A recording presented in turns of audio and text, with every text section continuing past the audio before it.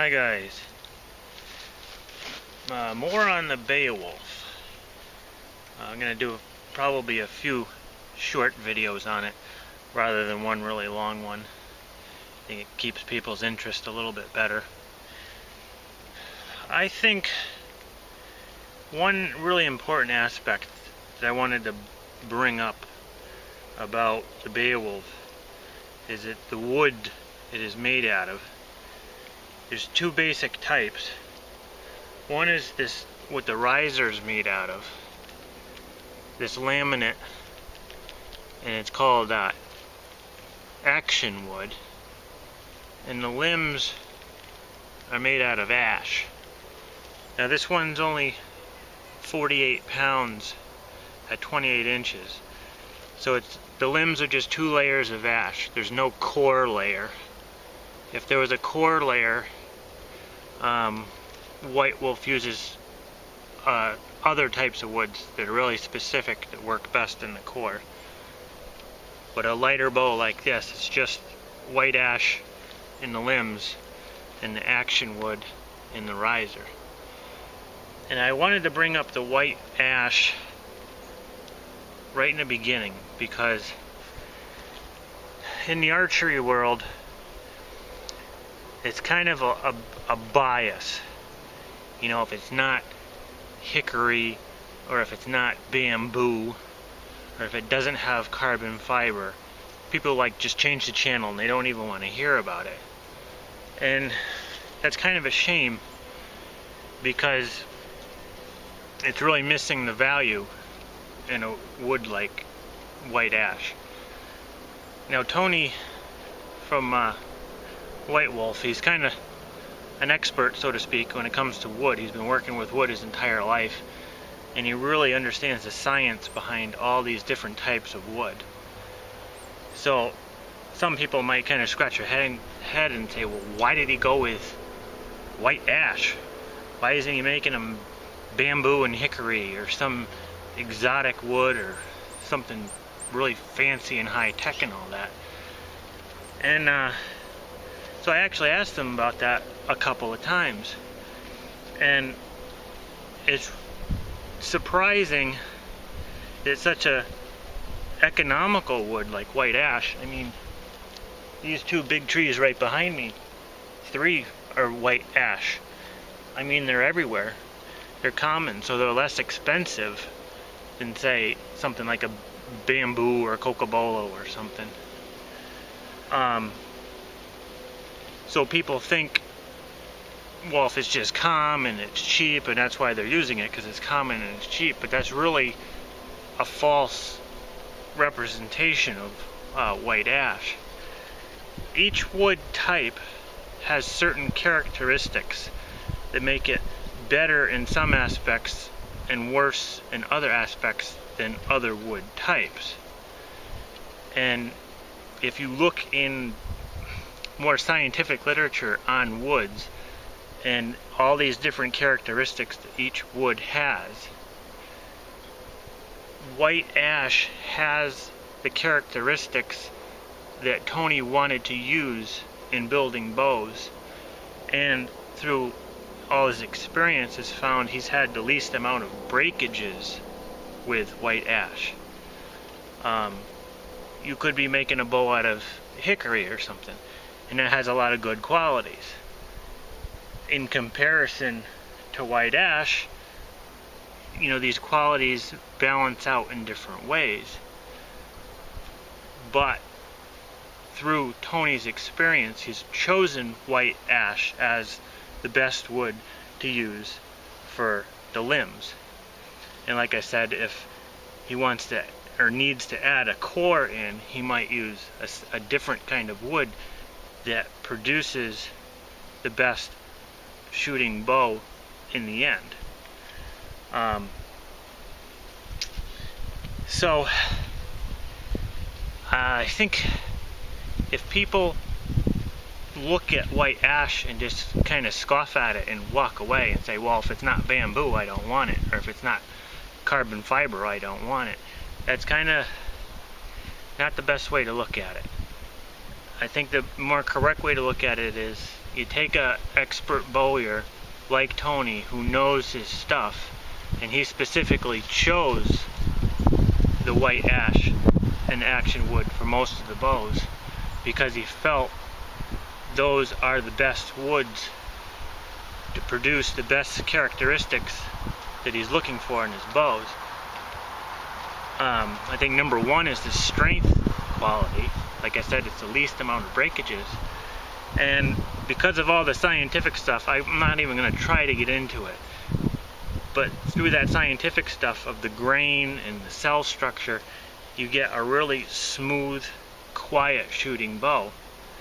And I can say, quite honestly, this is the quietest bow I have ever shot in my life. And I'm lucky enough to own it. And Tony's like, well, yeah, of course, because it's the white ash. That's one of the characteristics I chose to make the bows out of.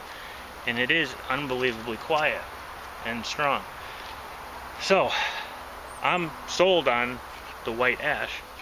And I hope others in the archery community will give it that second look to understand that the qualities are there that you want in a bow. Now that's the limbs. The riser here, this is a special made laminate made just for Tony. And I got a rough block of it here. This is obviously a black and green. I think it's called Amazon. I got the wind blowing. Hopefully that doesn't mess up the audio too bad here. What it is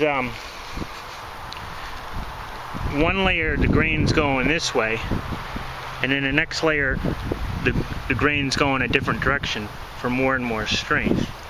And these are about a 1/16 of an inch thick, glued together under extreme pressure. So this is unbelievably strong stuff. If you've ever been in a big old, or not big old, a big new church or a new gymnasium with the laminate beams, you can see that it's the same design, only they're like an inch thick as opposed to a 1/16 of an inch thick. But anyway, this laminate design is extremely strong, and of course as you shape out the bow, the different layers come out to produce these different gorgeous designs, which are, you know, really attractive. Now the limb tips are another kind of unique design from White Wolf. They're beefy. You know, some limb tips go right down to almost nothing. You know, others at different stages, but these are left nice and beefy. And really doesn't slow it down much. Like I said, I've been shooting this about 185 feet per second, and you know, some of the shots come off almost 190. So I don't believe it slows it down, and I kind of like the beefiness of it. Basically, this is also action wood, just like the riser. It's nothing fancy, as in, you know, bone or some of the other fancy stuff they can put in these. But basically the idea is to spread out and distribute the pressure of the string on the limb so the string doesn't hurt the limb. And that's all you really need to do, is distribute that weight. And being a trad bow, it's made with a Flemish twist string, which helps distribute that energy more evenly and more gently and more quietly, as opposed to an endless loop string. Now, with an endless loop string, you have, you know, the serving like this, wrapped right around the loop. And that serving is so tight and so hard that it actually sends more shock into the limb, more shock into the bow. So it's not as smooth, not as quiet, and it can kind of beat up the limb tips a little. I actually had a bow from the 60s. It's just 100% fiberglass, and the fiberglass is all, you know, linear. And I put an endless loop string on it. As soon as I started to pull it, the endless loop cut right into the limb and split the limb into 3 pieces because it's so stiff like that. It's really almost like piano wire. So White Wolf uses, you know, Flemish twist because it distributes the weight, has less shock, it's more gentle on the limb tips, and so it overall just works out better. Not to mention that most trad bows do use Flemish twist strings anyway. While we're on the topic of strings, this is the setup I use.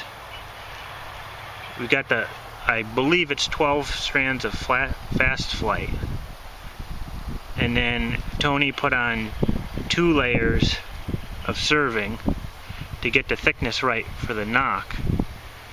And then once I got home and I got it tuned up and I found my knock point, I added a 3rd layer of serving above and below where I knocked the arrow, as opposed to using a brass knock. I just like this. It kind of, once again, distributes, you know, the pressure from your fingers a little bit better. A little bit thicker, a little bit more comfortable. And I just like the look of it in general as well. And then it comes with string silencers if you want them. So overall, the bow is exactly what Tony wanted it to be. You know, it's the action wood laminate risers for strength. It's the white ash limbs. It's more action wood on the tips. It's exactly what they wanted. It's not because it's a cheaper wood or more abundant wood. It's because that's exactly what Tony wanted to make the bows out of. And as you can see, it's a super quiet bow, very respectable speeds, and it's as smooth as can be. So I guess the proof is in the pudding. It works. So if you had any doubts about ash before, I hope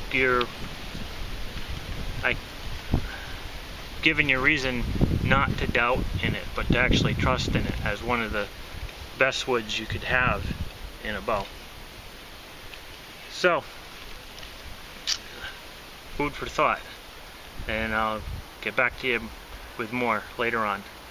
I'll see you on the tube.